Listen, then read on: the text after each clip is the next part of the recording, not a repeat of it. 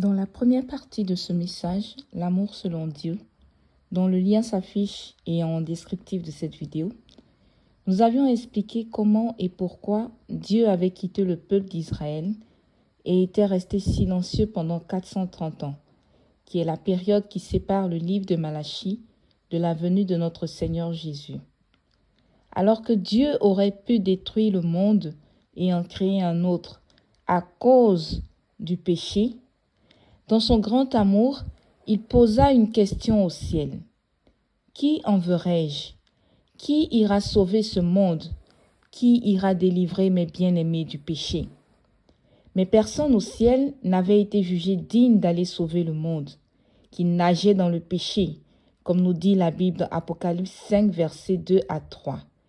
Et je vis un ange puissant qui criait d'une voix forte, qui est digne d'ouvrir le livre et d'en rompre les sceaux.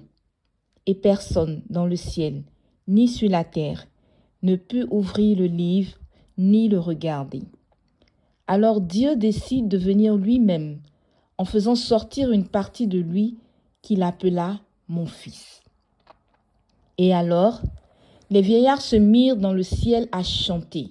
« Tu es digne de prendre le livre et d'en ouvrir les sceaux, car tu as été immolé et tu as racheté pour Dieu par ton sang des hommes de toute tribu, de toute langue, de tout peuple et de toute nation », nous dit la Bible dans Apocalypse 5 au verset 9.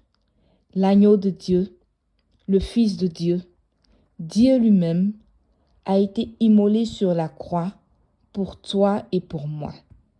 Il s'est livré en sacrifice pour nous. Quel amour! Quelle démonstration d'amour! Mais pourquoi un si grand sacrifice? Pourquoi le Seigneur a-t-il donné sa vie pour nous? Pour répondre à cette question, sachez, frères et sœurs, que Dieu avait établi depuis l'époque d'Adam et Ève une ordonnance de sacrifice comme un système de réparation. Et c'est la raison pour laquelle, lorsqu'Adam et Ève ont péché, Dieu a tué un animal en vue de réparer l'échec et fortifier ses ordonnances. En effet, le péché se traduit dans la Torah juive par kata qui veut dire échec.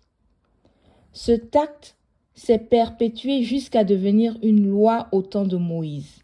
Et Dieu a continué plus de 10 générations après jusqu'à notre Seigneur Jésus.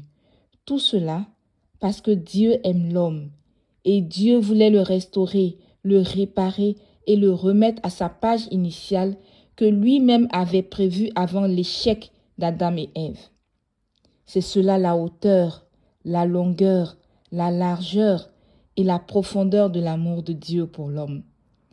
Ainsi, lorsque l'homme réparé aura regagné sa page initiale, il pourra expérimenter l'amour de Dieu qui contient la paix éternelle, la joie éternelle, la santé éternelle. Le Seigneur Jésus est donc apparu pour payer un prix, en vue de réparer, de restaurer l'homme dans sa page initiale d'avant le péché. Et ce prix qu'il a payé, c'est la manifestation de son amour. C'est cela la passion du Christ. Oui, le Christ était passionné par la restauration, passionné par la réparation de l'homme, et il voulait le transporter dans sa page initiale pour que l'homme puisse expérimenter la paix, la joie, la santé éternelle. L'amour de Dieu n'est pas un mot, mais c'est la manifestation de la divinité de l'Éternel pour toi qui recherches une réparation.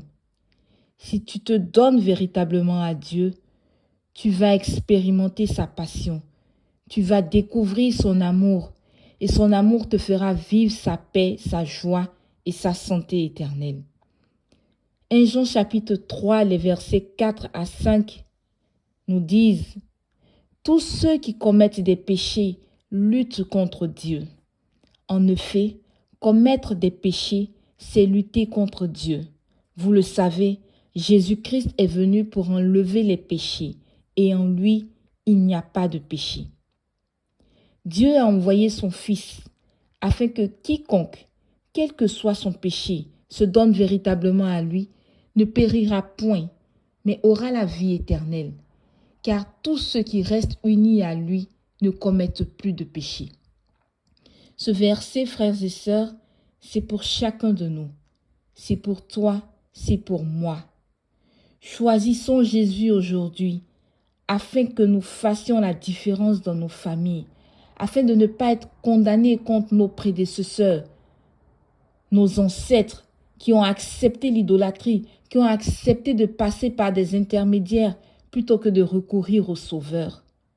Aujourd'hui, nous sommes dans une période de grâce, non pas la grâce qui appelle à vivre une vie de désordre sous prétexte que le prix a déjà été payé à la croix, mais la grâce qui consiste à reconnaître la faveur de Dieu, la faveur que Dieu nous a faite à la croix en se livrant par amour en sacrifice pour nous, afin que nous aussi, à notre tour, nous payions le prix pour ne pas être condamnés.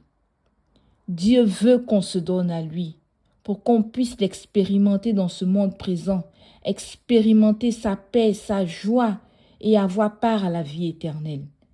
Dieu ne t'oblige pas, mais il attend ton oui, car sans ton oui, il ne peut opérer dans ta vie.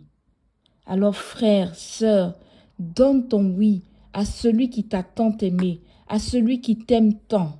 Mets ta vie en ordre pour être prêt pour son retour imminent. Confie-toi en l'Éternel de tout ton cœur et ne t'appuie point sur ta propre sagesse. Reconnais-le dans toutes tes voies et il aplanira tes sentiers. Ne sois point sage à tes propres yeux. Crains l'Éternel et détourne-toi du mal. Ce sera la santé pour tes muscles et un rafraîchissement pour tes os, nous dit la Bible dans Proverbes 3, les versets 5 à 8. Que le Seigneur occupe la première place dans notre vie. Que notre prière quotidienne soit « Jésus, je veux être comme toi. Jésus, je veux te ressembler.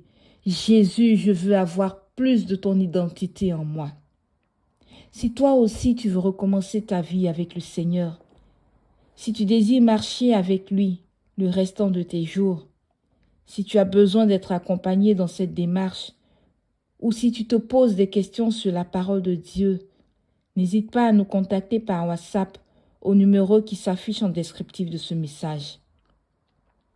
De là où tu te trouves en ce moment, pose la main sur ton cœur et prions ensemble. Père éternel, je bénis ton Saint-Nom pour la vie de ton fils, de ta fille qui a écouté ce message. Que cette parole soit gravée dans son âme, dans son esprit et dans son corps, pour une transformation véritable en vue du salut. Tu nous aimes, Seigneur Jésus, et ce que tu désires, c'est que nous revenions à toi de tout notre cœur, pendant qu'il fait encore jour et que le cordon d'argile ne s'est pas encore rompu, car après, ce sera trop tard. Père, ta parole a été semée. Viens toi-même la faire croître dans le cœur de ceux qui l'ont accueillie et que toute la gloire te revienne au nom de Jésus-Christ de Nazareth. Amen. N'oublie pas, frères et sœurs, d'activer la cloche de notification afin de ne pas rater les prochaines publications. D'ici là, partage ce message avec un frère, avec une sœur, afin que la parole de Dieu atteigne une âme qui doit être sauvée. Que le Seigneur Jésus te garde et n'oublie pas, Jésus revient maintenant. Shalom.